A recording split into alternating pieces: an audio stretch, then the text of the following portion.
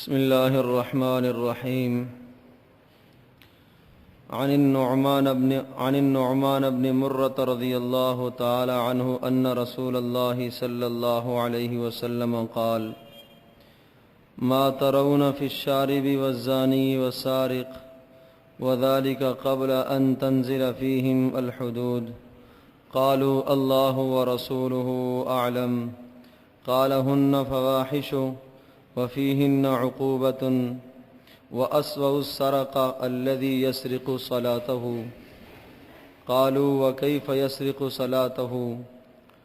قال: لا يتم ركوعها ولا سجودها، أو كما قال عليه الصلاة والسلام. حضرت نعمان بن مرہ رضی اللہ تعالیٰ عنہ ارشاد فرماتے ہیں کہ نبی اکرم صلی اللہ علیہ وسلم نے ایک مرتبہ ہم سے یہ سوال فرمایا: ما ترون فی الشارب والزانی والسارق، شراب پینے والے کے متعلق آپ کیا سمجھتے ہو کہ اس کی کتنی سزا ہونی چاہیے؟ زنا کرنے والے کے متعلق آپ کیا سمجھتے ہو کہ اس کی کتنی سزا ہونی چاہیے؟ اسی طرح سے چوری کرنے والے کے متعلق آپ کیا سمجھتے ہو کہ اس کی کیا سزا ہونی چاہیے؟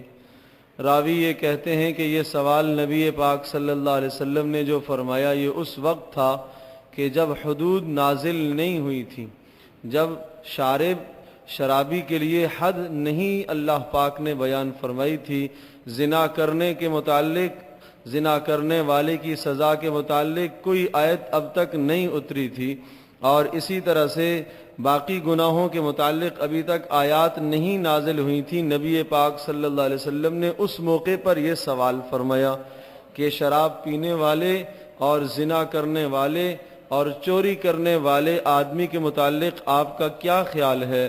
صحابہ نے کہا: اللہ و رسولہ اعلم، اللہ اور اس کا رسول ہی بہتر جانتا ہے کہ ان لوگوں کی کیا سزائیں ہیں اور یہ کتنے بڑے جرائم ہیں۔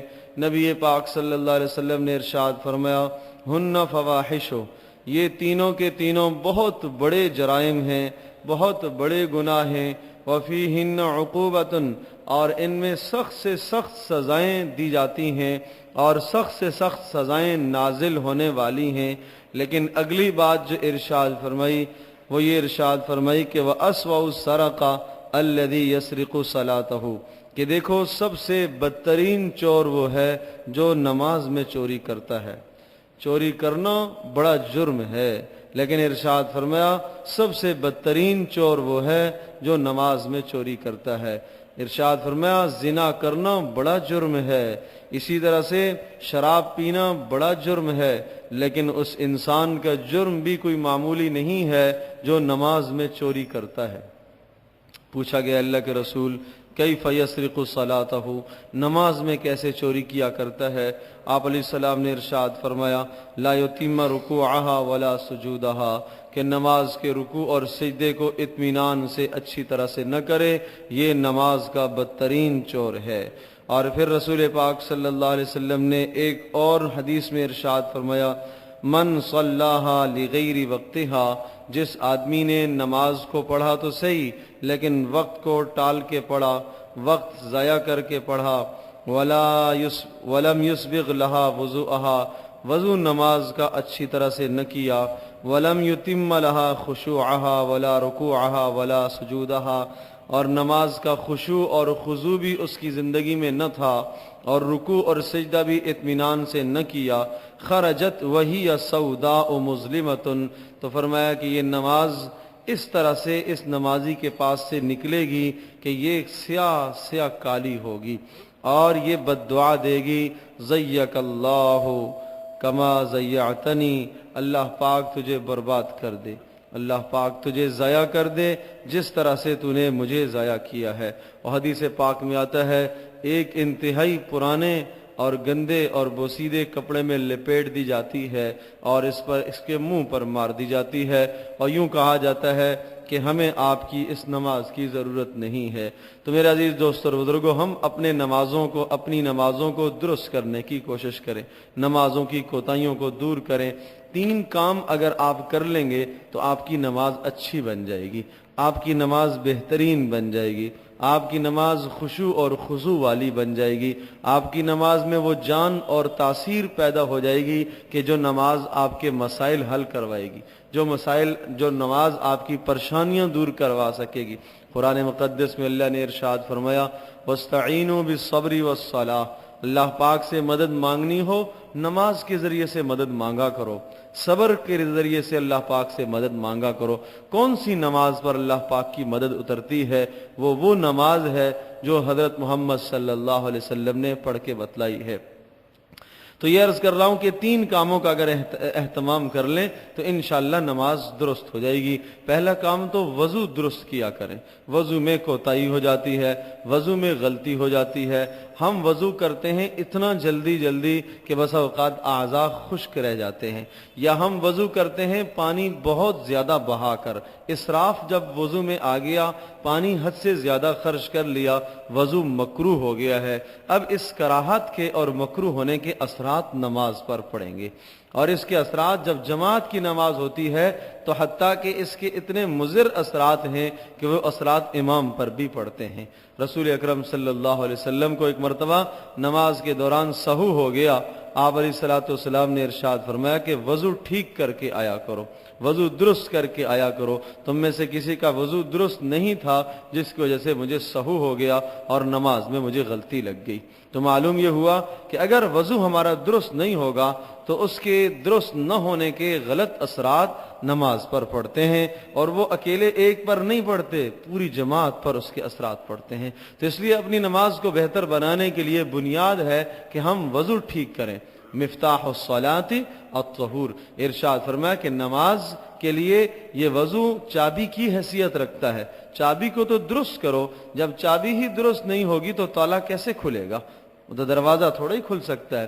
تو وہ نماز اللہ پاک سے لینے کا ذریعہ بنے گی کہ جس نماز کا وضو درست ہو، کراہت وضو میں نہ ہو، مکروہ کام نہ کیا جائے۔ عرض کر رہا ہوں حد سے زیادہ پانی بہانا مکروہ ہے۔ جو ایک معروف لوٹا ہے جس میں عام طور پر ہم گھر میں جسے استعمال کرتے ہیں، اس لوٹے میں جتنا پانی سما جاتا ہے یہ ہمارے وضو کے لیے کفایت کر جاتا ہے۔ اس سے زیادہ پانی اگر آپ نہر میں بیٹھے ہیں، جب بھی اگر آپ نے بہایا تو وہ اسراف میں شمار ہو جائے گا، اس لیے اسراف سے بچا جائے۔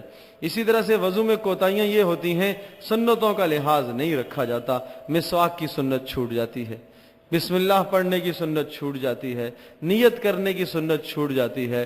یہ عام طور پر ہمارے اندر کوتاہیاں ہیں کہ ان سنتوں کی رعایت نہیں ہوتی۔ بسم اللہ پڑھنا سنت ہے، مسواک کا استعمال کرنا سنت ہے، اونچی جگہ پر بیٹھ کر وضو کرنا یہ سنت ہے۔ ان چھوٹی چھوٹی سنتوں کا جب آپ اہتمام فرمائیں گے وضو آپ کا درست ہوگا۔ تو پہلا کام یہ ہے کہ وضو درست کیجیے۔ دوسرا کام یہ ہے کہ آپ مسجد میں جب تشریف لائیں تو مسجد میں جلدی آیا کریں۔ نماز سے کم از کم جماعت کھڑی ہونے سے 5 منٹ پہلے آدمی کو پہنچ ہی جانا چاہیے۔ آدمی جب پہلے پہنچ گیا تو نمازوں سے پہلے کی جو سنتیں ہیں غیر مؤکدہ یا مؤکدہ، وہ نماز سے پہلے جب ادا ہو جاتی ہیں تو انسان نورانی ماحول میں آتا ہے، فرشتوں کے ماحول میں آتا ہے، باہر کے خیالات چھٹ جاتے ہیں اور وہ دماغ پر جو سوار ہوتے ہیں وہ سارے خیالات دور ہو جاتے ہیں، آدمی کی نماز درست ہو جاتی ہے۔ تو جلدی آنے کا اہتمام کیا کریں، اذان ہو جائے آدمی تمام مشاغل مصروفیات کو چھوڑ دے، وضو میں لگ جائے اور نماز کی طرف متوجہ ہو جائے۔ اور تیسرا کام یہ ہے کہ اپنے رکوع کو اور اپنے سجدے کو تھوڑا سا لمبا کیجیے۔ فرض نماز جب ہم پڑھتے ہیں اس میں تو موقع نہیں ہوتا، چونکہ فرض میں یہ ہوتا ہے جب باجماعت نماز ادا ہو رہی ہے، حکم یہ ہے کہ جب باجماعت ادا ہو رہی ہو نماز تو اس صورت میں نماز میں تخفیف کی جائے، تاکہ پیچھے ممکن ہے کوئی ضرورت مند ہو، کوئی حاجت والا ہو، کوئی بیمار ہو، تو وہاں تو ادنا انسان کی رعایت کی جاتی ہے۔ لیکن جب آپ اپنی انفرادی نماز میں ہیں تو نماز کا قیام بھی تھوڑا سا لمبا کیجیے اور نماز کا رکوع اور سجدہ بھی تھوڑا سا لمبا کیجیے۔ انتہائی اطمینان سے آدمی سبحان ربی العظیم، سبحان ربی العظیم 5 بار کہے، 7 بار کہے، 9 بار کہے، تاک عدد کی رعایت رکھتے ہوئے کثرت سے کہے، تو اس سے نماز اچھی بنے گی۔ اور سجدے میں جب انسان جائے اسی طرح سے انتہائی اطمینان کے ساتھ سجدے کی تسبیحات کہے، معنی کو سمجھے اور یہ خیال کرے کہ اللہ تبارک تعالیٰ کے قدموں میں میں نے سر رکھا ہے۔ اس دھیان کے ساتھ جب سجدہ کریں گے پھر آپ دیکھیں گے اس سجدے کا لطف کیا ہے، پھر آپ دیکھیں گے اس سجدے کا مزہ کیا ہے۔ وہ لطف اور مزہ دنیا کی کسی چیز میں نہیں ہے جو سجدے میں انسان کو نصیب ہوتا ہے۔ کاش کہ وہ کیفیت ہمیں نصیب ہو جائے۔ حضرت محمد صلی اللہ تعالی وسلم کے یہاں سجدوں کی کیفیت دیکھیے تو نرالی ہی کیفیت ہے، قیام دیکھیں وہ الگ نرالا ہے۔ جب قیام کرتے تھے یوں لگتا تھا کہ اب تو رکوع کریں گے ہی نہیں، اور جب رکوع کرتے تھے تو یوں محسوس ہوتا تھا کہ اب رکوع سے سر نہیں اٹھائیں گے، اور جب سجدے میں جایا کرتے تھے تو کبھی یہ خیال ہونے لگتا تھا کہ اب تو سر اٹھے گا ہی نہیں، اور کبھی کبھی جو دیکھنے والے یہ سمجھتے شاید انتقال ہو گیا ہے، شاید انتقال ہو گیا۔ اتنے طویل رکوع ہوتے تھے، اتنے طویل سجدے ہوتے تھے۔ قیام کا یہ حال تھا، اس طرح سے صحابہ کھڑے ہوتے تھے کہ دور سے دیکھنے والا یہ سمجھا کرتا تھا کہ شاید یہ کوئی لکڑی ہے۔ کہیں اگر صحرا میں کوئی صحابی نماز پڑھ رہا ہے، رات کا موقع ہے اور رات ہے، تو بالکل حرکت نہیں ہوتی تھی، یوں سمجھتا تھا کہ شاید کوئی درخت کا تنا ہے اور شاید یہ کوئی درخت ہے۔ تو اس قسم کی نمازیں ان لوگوں کی تھی۔ میرے عزیز دوستو اور بزرگوں، وہ نماز ہے جب تو وہ نماز رزق کے دروازے کھولے گی، وہ نماز پریشانیوں اور مسائل دور کرنے کا ذریعہ بنے گی جب اس طرح سے نماز ہوگی۔ تو اس لیے اپنے نمازوں کو بنانے کی کوشش کیجئے۔ 30 سال ہو گئے، 40 سال ہو گئے، 50 سال ہو گئے ہم نماز پڑھ رہے ہیں، لیکن وہ غلطیاں جو بچپن سے تھی اب تک ہیں۔ بہت ساروں کو دیکھا جاتا ہے بڑی عمر کے ہیں، اچھے خاصے دیندار ہیں، 5 وقت کے نمازی ہیں، باوجود بتانے کے بھی وہ اپنے طریقے کو نہیں چھوڑنا چاہتے۔ وہی پرانا طریقہ، پرانی روش بارہا بتایا جاتا ہے۔